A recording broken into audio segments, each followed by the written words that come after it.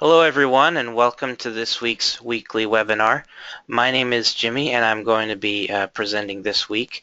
And today's topic is copying repeating data in your forms. Now, copying repeating data is a requirement that people come across quite often. And we've developed a number of different techniques for doing this, each having their own benefits and drawbacks. And I'm going to go through three of these in detail, and I'm going to just discuss one of them briefly. But the concept of copying repeating data is, as I'm sure you can imagine, basically just getting repeating values from one place in your form, be it a secondary data source or anything else, to another location in your form. Usually this involves not just copying the structure verbatim, but also transforming it in some way. For example, I'm showing here, this is from the example form that we're going to be looking at during this webinar. I'm taking some list items that I've queried from SharePoint, and I want to bring them into my main data source and store those there so that they're in the main XML and can be submitted. This example form is an order form, just an example of an order form for a candy shop. So let's look at the first technique. The first technique is what we call the default rows technique, and it's unique among the other techniques in this presentation in that it's completely codeless. It doesn't require code of any kind. It doesn't require Q rules, which makes it the ideal option when you need to have a completely codeless form. So the basic idea of this concept is that you have a form that is pre-populated with a whole bunch of blank rows in its main data source. I'm going to discuss how to set that up in the next slide.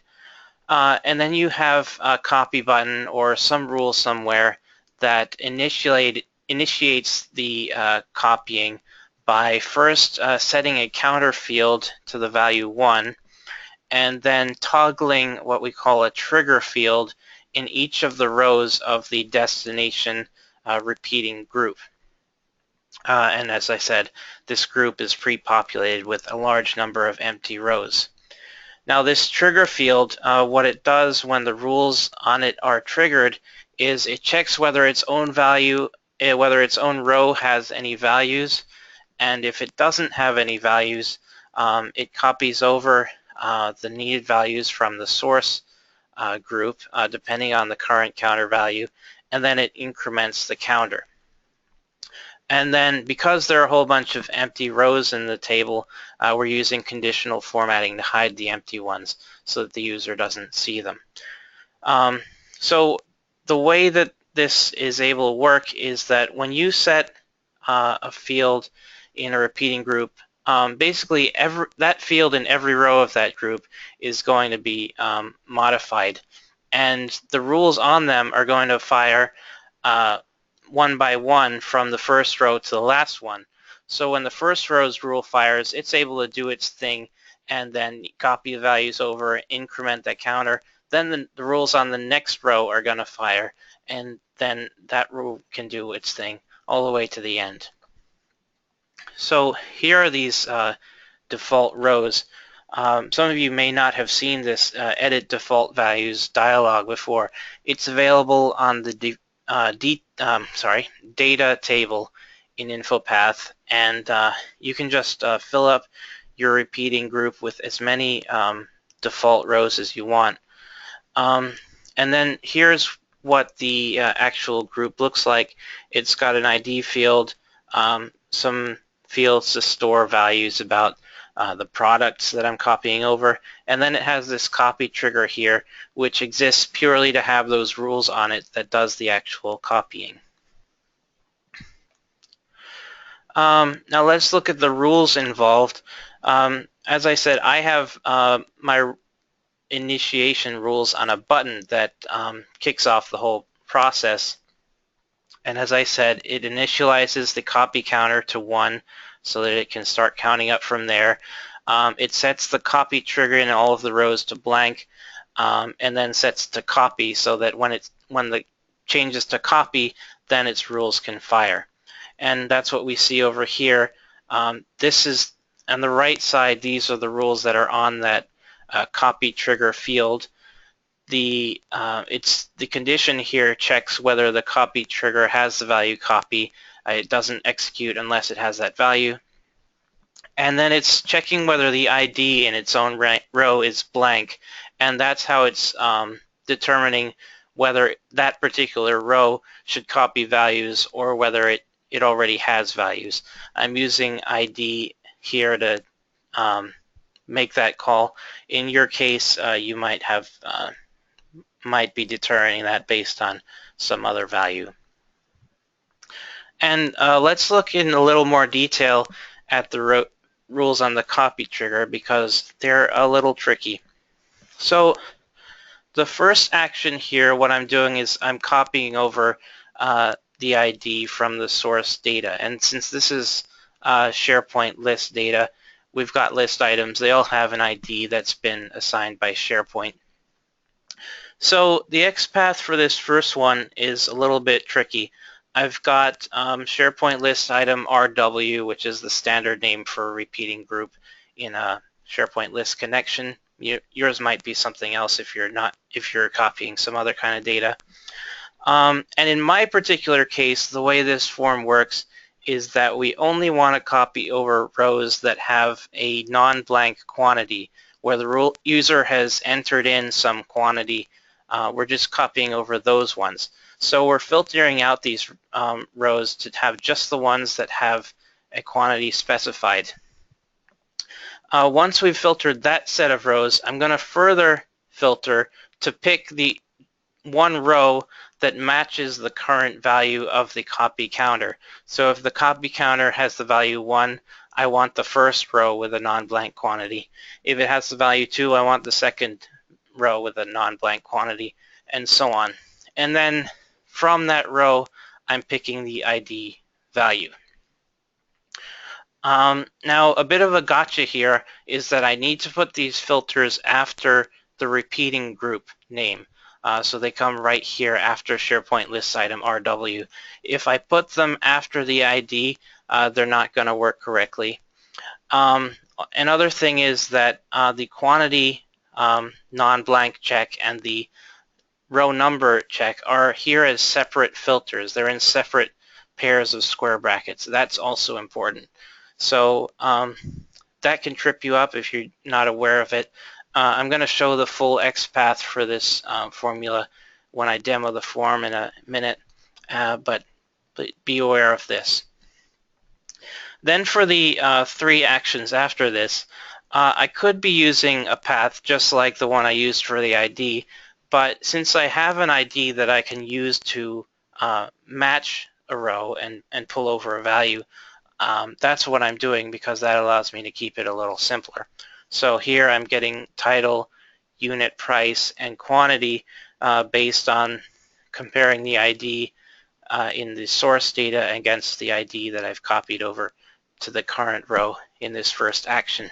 And then as the last action, I'm just incrementing the copy counter to the next value. And on it goes. So let's have a look at this form. Got my default rows form.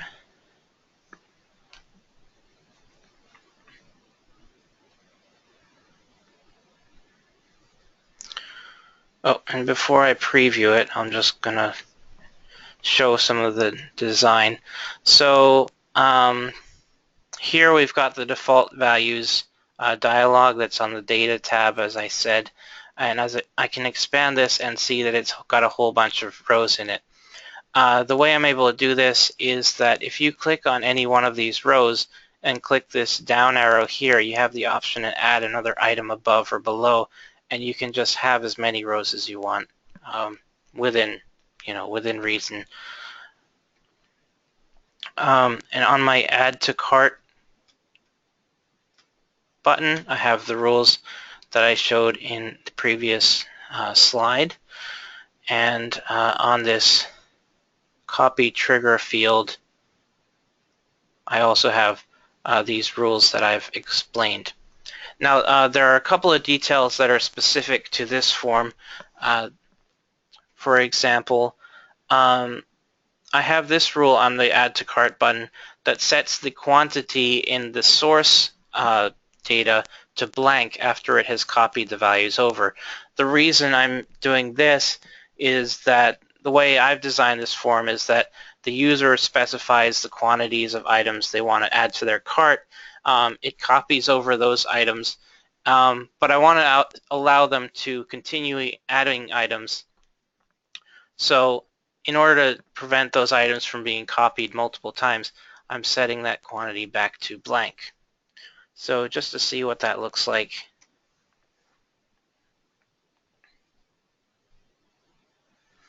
I can put 2, 7, 5, click Add to Cart,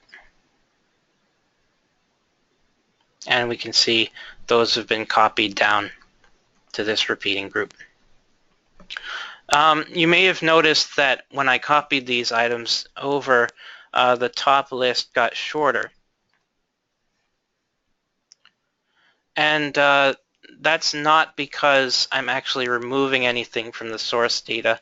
The way I'm able to do that is I'm using conditional formatting to hide the rows where that row's current ID is equal to any of the IDs in the destination table. So as I add more rows to the destination table, fewer and fewer rows are displayed up top. And down in the bottom, I'm also using conditional formatting, as I said before, to not show any rows that are blank. So I'm checking whether the ID is blank as the determining factor for whether a row is blank or not. In your case, you might not have IDs. You might be checking something else to determine that. So that's pretty much all there is to this design, the default row approach.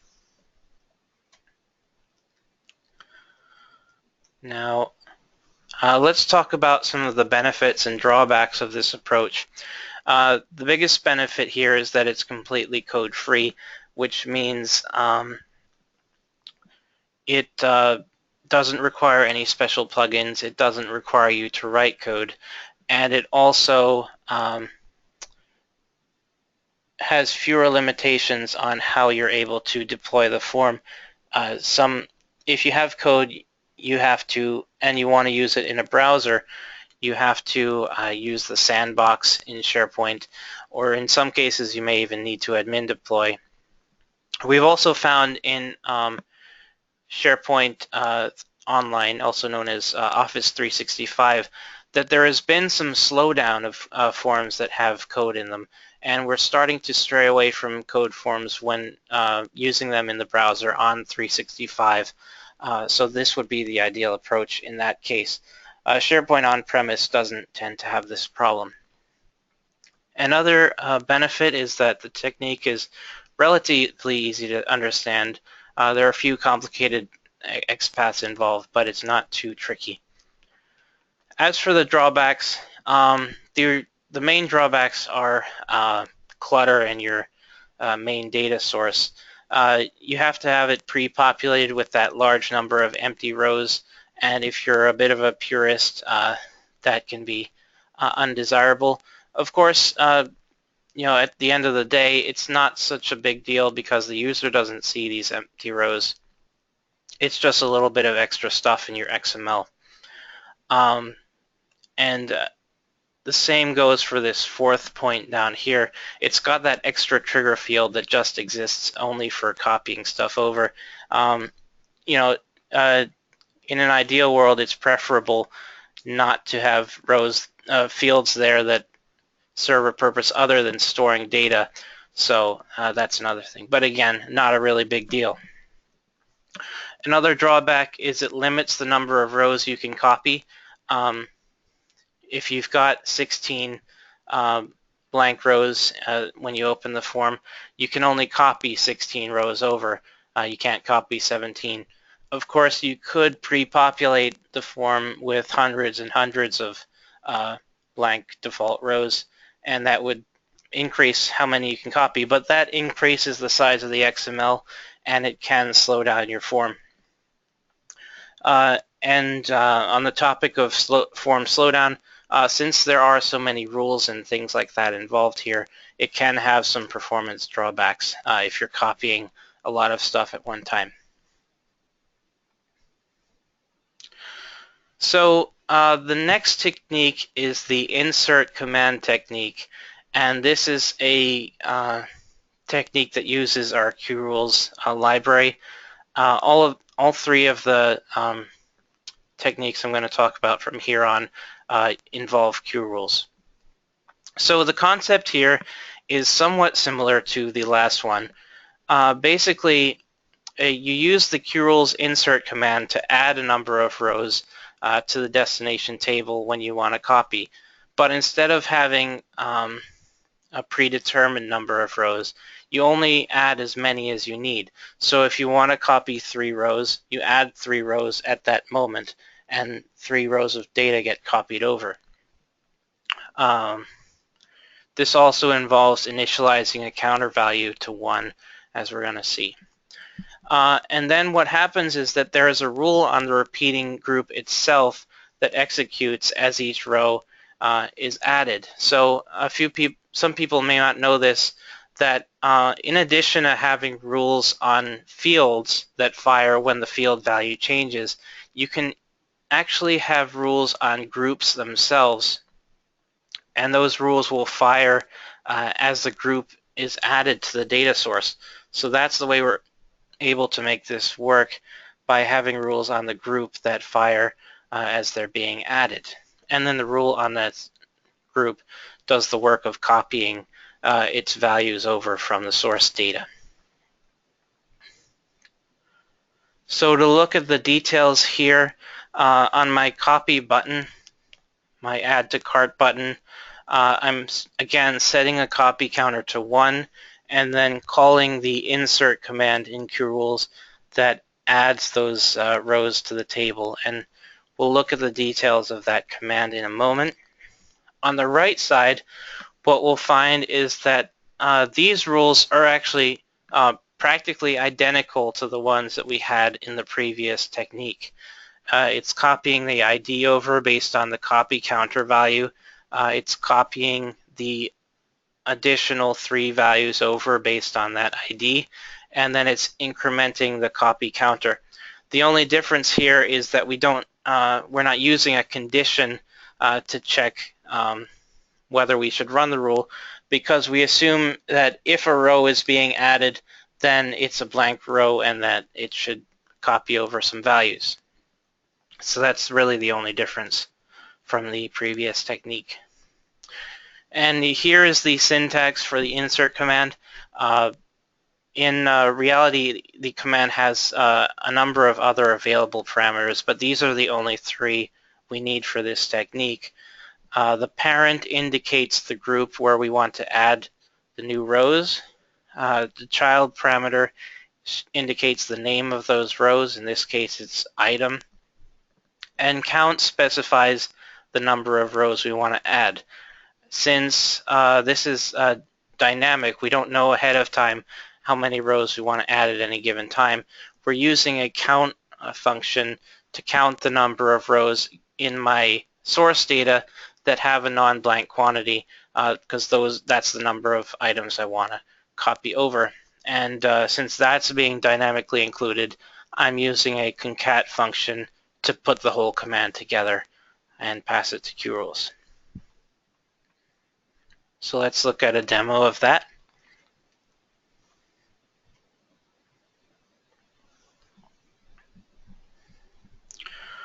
All right, so here we have our add to cart button. This has the rule to copy, set the copy counter, run the insert command, and then clear the quantities after, just like we did before. I've got the same conditional formatting on both tables as I did previously.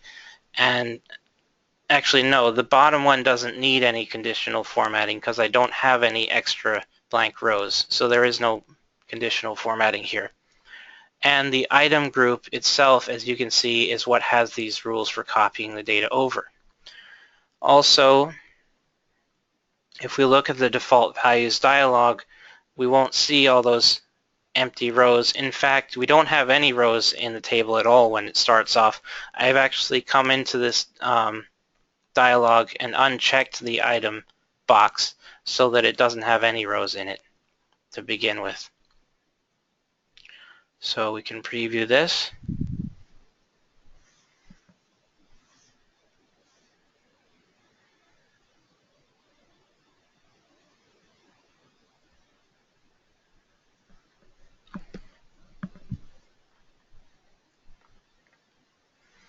And just as with the last case, I'm going to add a few values. Click Add to Cart. I can do this as many times as I want. And it's just going to copy those values over as needed. So that's the insert command approach to copying rows. In terms of pros and cons, like the previous technique, it's relatively easy to understand, but it doesn't suffer from the data source pollution drawbacks that the last technique has. You don't have to have extra fields to do the copy trigger stuff. You don't need to have it filled with blank default rows. The drawbacks for this technique are pretty much the same. It has drawbacks that are also present in the previous technique. It can be very slow if you're copying a huge number of rows, say several dozen or several hundred, and it has to have extra rules on the target group specifically for copying. So that's typically not a problem, but if you had a case where you wanted to allow people to add rows themselves as opposed to copying, you wouldn't want those rules firing. You'd have to find some way to conditionally have them fire.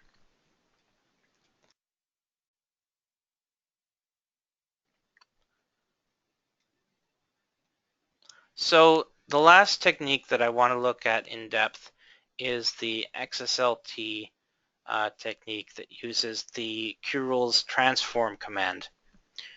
And what XSLT is it's a file format for defining how to transform one XML format into another XML format.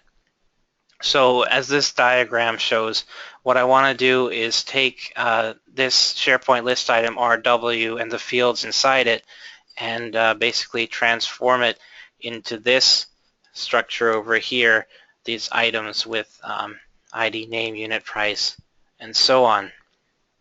And QRules has a command for basically running some source data from the form through an XSLT operation and putting the result somewhere in your form. And this technique can be a little intimidating, but it's simple enough that with the guidance in this presentation, you should be able to set it up yourself. So the first hurdle to get over with this technique is namespaces, which can look a little scary, but it's actually a lot simpler than it seems.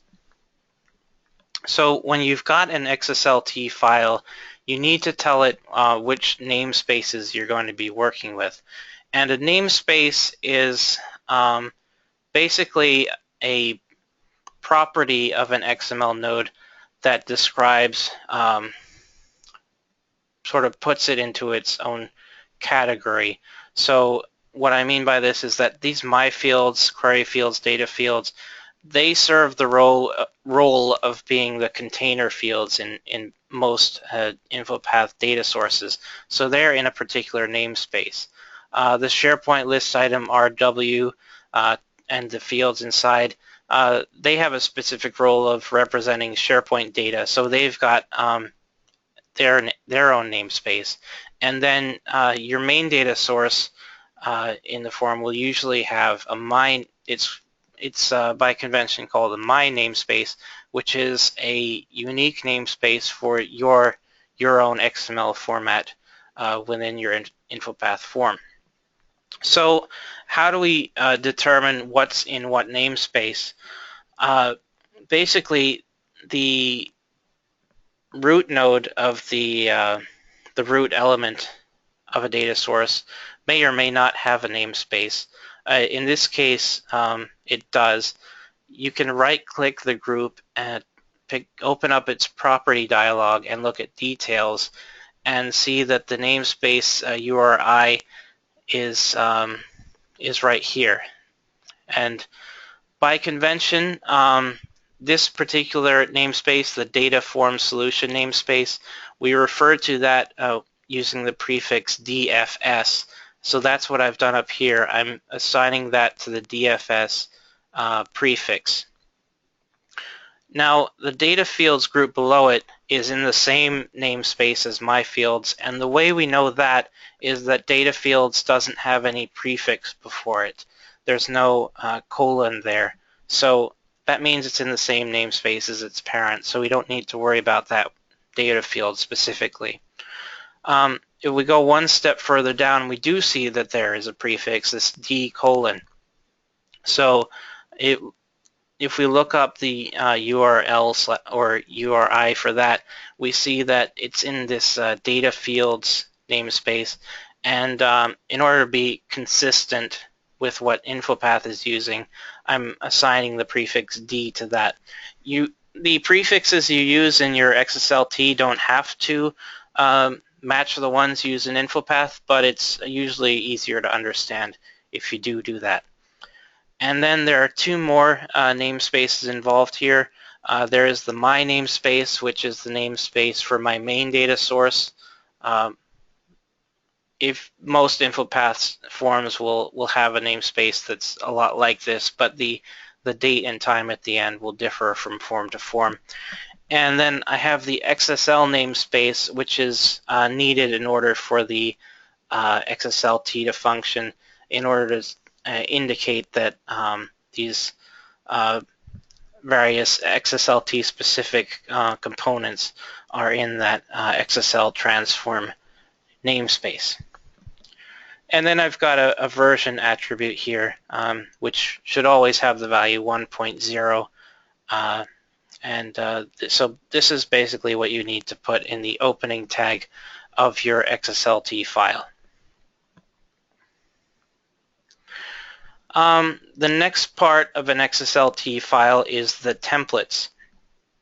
And what XSLT templates are, in a nutshell, is they will match a specific XML structure or element or node and basically say, I want you to take this incoming XML and substitute something else for it.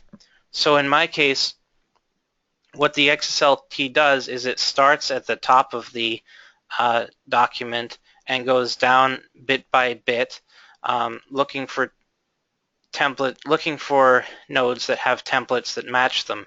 So I'm using this slash here, which basically means match the root node right away before going on any further. And so I'm going to take that whole XML document and substitute an items group and this stuff inside it for that whole document. So what the apply templates here does is this is an XSLT functionality that says I want to select some nodes and find any templates that match those nodes and execute those templates to substitute that template contents for those nodes. So I'm selecting any of the items that currently have a quantity that is non-blank, anywhere the user has specified a quantity, and I'm looking for a template to match them. And I happen to have a template to match them right here. I'm indicating that by saying it matches items that are in the D namespace and have this element name. So when it applies templates to these, it's going to replace them with an item group that contains these five fields.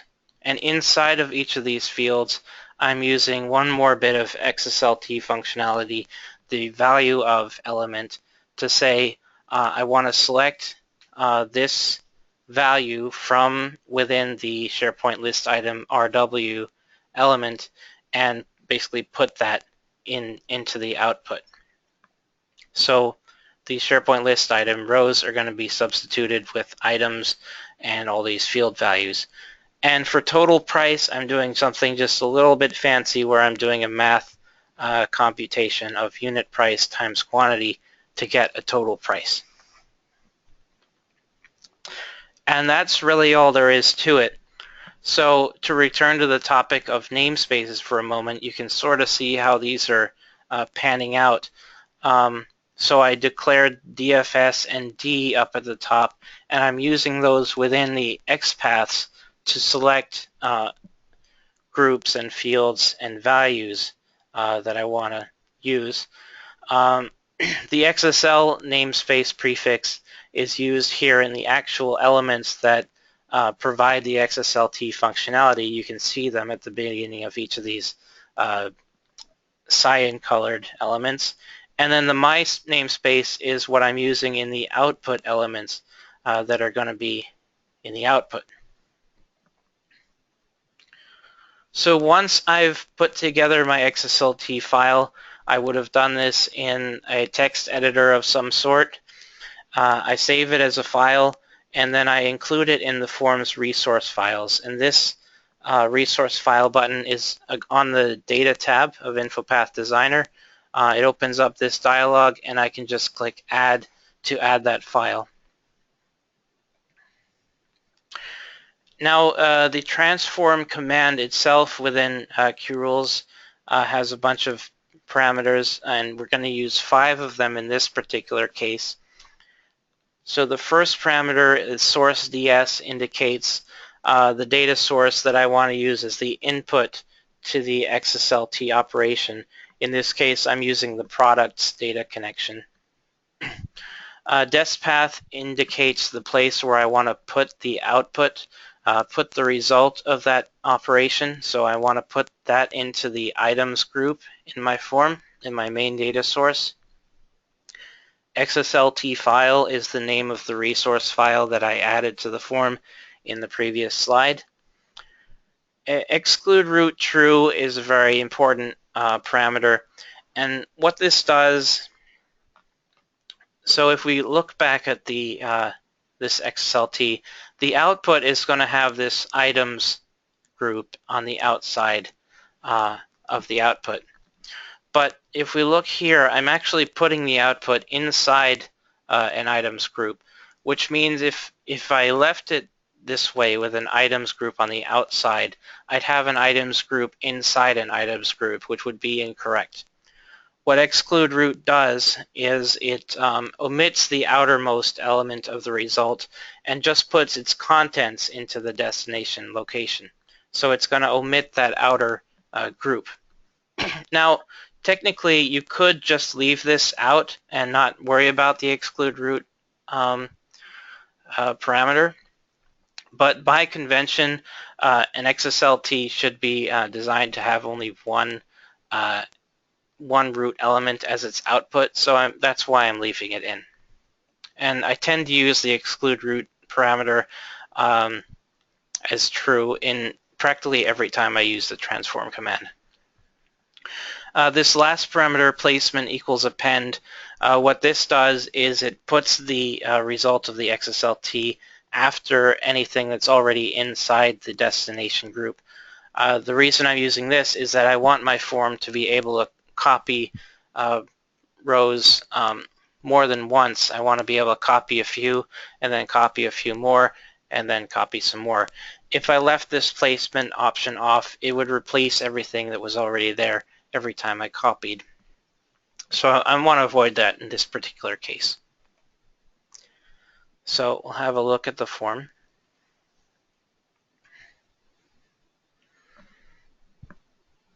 Okay, very similar form to what we've seen before. As with the last approach, again, I don't have any empty default rows. My add to cart button, it's not using a copy counter like the other two approaches. All it's doing is running this transform command. And QRules and the XSLT file do all the work of actually transferring things over. And again, I'm clearing the quantities after I copy. So that is actually the only action rule that this form uses. There's no rule on the item group. There are no fields with rules for copying. I've got one rule on quantity to set the total price if I modify the quantity after I've copied, but that's not needed for the copying operation. So really, that transform command does all the work of copying the stuff over. So I can preview this.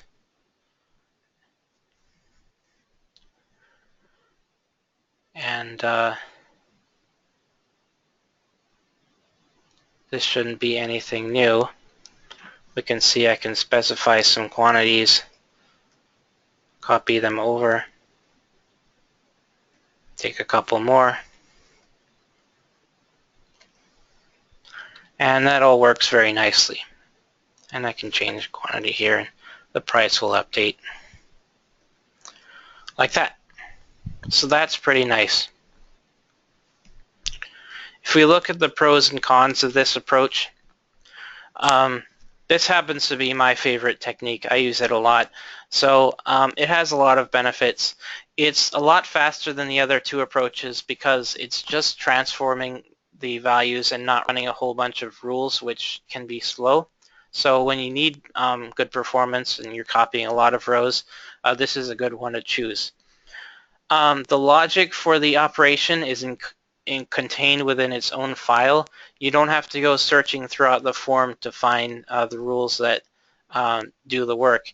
All you need to do is open that file in a text editor, and it's all just laid out there before you. You don't need to do any clicking and stuff. So that's also kind of nice. You can test the operation outside of InfoPath. So let's look at what that's like. This is Notepad++. It's a free text editor that you can get off the internet. And here I've exported the contents of my product's data source into a file so that I can use it for testing my XSLT. And I've manually added some quantities here. I've put 3 chocolate frogs here and 5 every flavor beans. And this Notepad++ has an XML tools plugin that provides a whole bunch of XML functionality. And in particular, it has this XSL transformation option where I can select the XSLT I want to run this file through. In this case, I've already selected it, and click Transform, and then just see the results. And there it is. I've got 3 chocolate frogs with the associated values and 5 every flavor beans with those values. So this is a way that you can test your XSLT ahead of time and sort of debug it without having to preview your form a whole bunch of times and things like that. So that, again, kind of nice. It's arguably the cleanest approach because it doesn't have a bunch of rules here and there or extra fields, extra blank rows. And it's easiest option for copying nested repeating groups. So if you want to copy repeating data that has repeating groups inside it at any number of levels, this is by far the best option. It's a little more involved than what I showed in this presentation, but not too much. And if you were to try to do that with either of the other approaches we discussed here, it would get extremely hairy very quickly. As for the drawbacks, you need to understand a little bit about XSLT. What I've presented in this presentation is pretty much all you need to know. And adding new fields to the destination group requires updating the XSLT file. So let's look at what I mean there. So suppose I wanted to add a new column to this destination table called Notes. I'm going to add a column, and I'll rename this to Notes.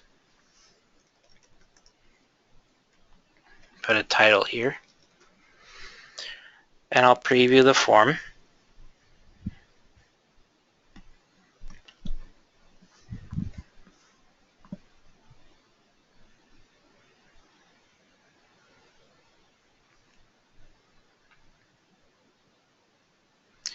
I'll copy a few rows down. Okay, copied. And so I'm going to click on this Notes text box and try to type some stuff in it. But what's happening is that I'm not able to type anything there. The reason this is happening is that even though you can see the text box, there's actually no notes field in my XML. So there's nothing to add a value to, and that's why it won't let me type anything.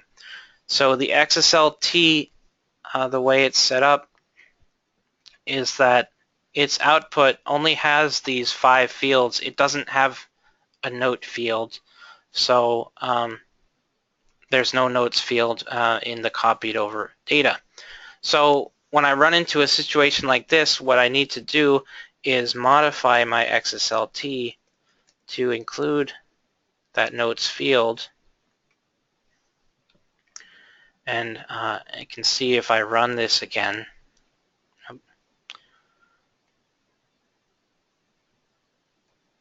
that the output now has these empty notes fields. I can update my form to add that updated XSLT file. So on webinars,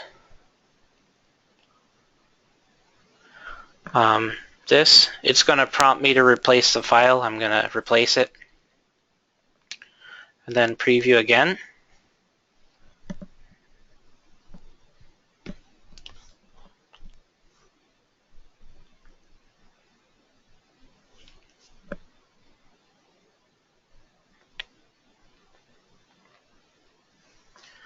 Copy some rows.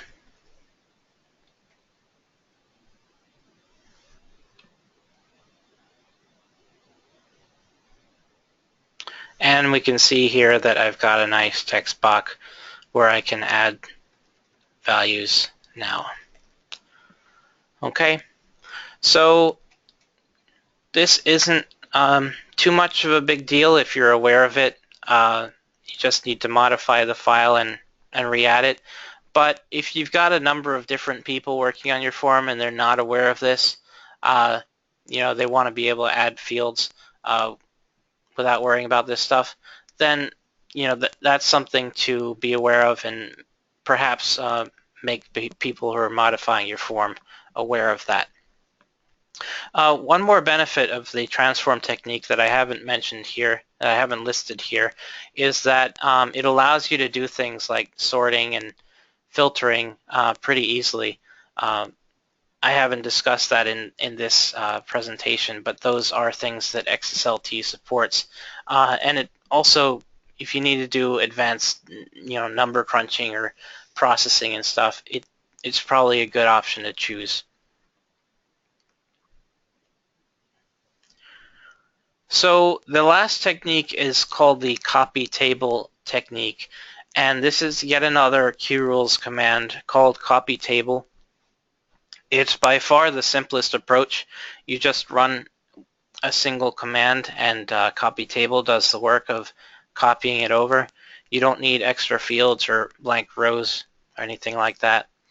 But the drawback is that it's very limited in what it can do, and it limits you in the way you can design your form's data source. So the way CopyTable works is that it maps fields from the source group to the destination group one by one. So if I have 5 fields in my source group, I have to have 5 fields in the destination.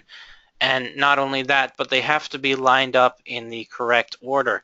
So these here are actually an example of something that would not work correctly with CopyTable, because on the left I have ID as the first field, on the right it's the last one. I have total price here but not over here. I have selected on the right and not on the left. So it means you have a sort of a tightly coupled situation where they have to match up. You also can't have groups inside your source or destination data, or have you know, nested things. It has to be completely flat. And the command does have functionality for copying the fields over if they're attributes as opposed to elements. Attributes would be showing up in a bluish color. But the thing about attributes is that their order is not actually guaranteed in XML. InfoPath tends to ensure a particular order of attributes, and we don't typically run into problems with this, but it is something to be aware of, and you probably want to avoid using the CopyTable command if your fields are stored in attributes. Lastly, I just want to make a note about data source design. This is something that I run into a lot when I'm looking at other people's forms.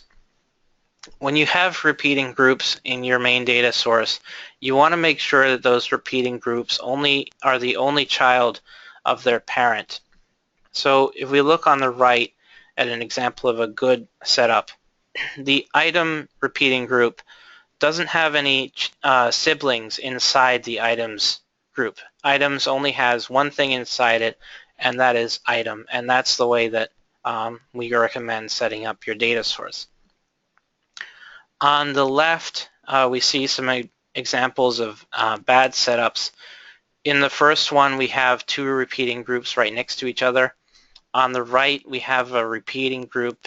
In the second and third examples, we have repeating groups that share their parent with a field. And the problem with these is that when QRules is trying to insert rows into a group, it needs to know the right place to put them. And it will just assume it can put that rows into the parent group right at the end and not worry about it. So this middle example, where the repeating group is the last child, should not actually be a problem for QRules because it's just adding things to the end. But the other two would definitely be problems. And in general, you want to just avoid this situation altogether and use the layout I'm showing here on the right.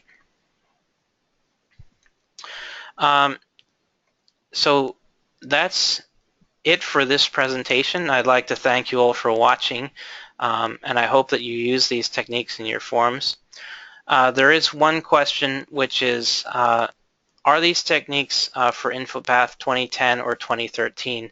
And the answer is that the first technique should work in any version of InfoPath at all, from which would be 2003 onward. And the other 3 techniques require QRules, and QRules requires InfoPath 2007 or up. So it should work in any of those versions of InfoPath, 2007, 2010, or 2013. Any one of those should be fine. So that's it for this webinar. We hope to see you again next week, and have a great day.